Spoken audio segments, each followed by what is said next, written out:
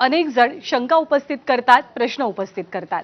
आता छगन भुजबळांनी सुद्धा या अहवालातल्या काही मुद्द्यांबद्दल प्रश्न उपस्थित केलेत।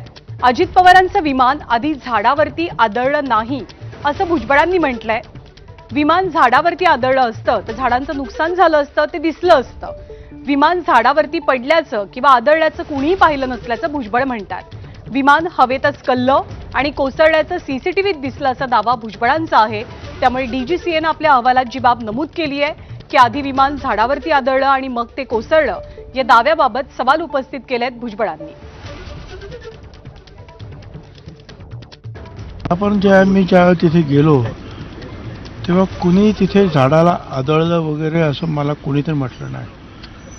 आणि तेवढंच नाही तर त्या विमानतळावर अजितदादांच्या स्वागतासाठी शेकडो लोक जमले होते, मीडियाचे लोक जमले होते।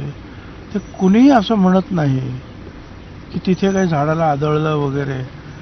त्याच्यामुळे मला सुद्धा आश्चर्य वाटलं, कुठल्या झाडाला आदळलं? एकही मनुष्य तिथे असा भेटला नाही की तो बोलला की झाडाला आदळलं। कुणीतरी ते बघितलं असेल ना, मग कुठल्या ते झाडाचं नुकसान पण झालं असेल थोडंफार। आणि पुढच्या काही दिवसात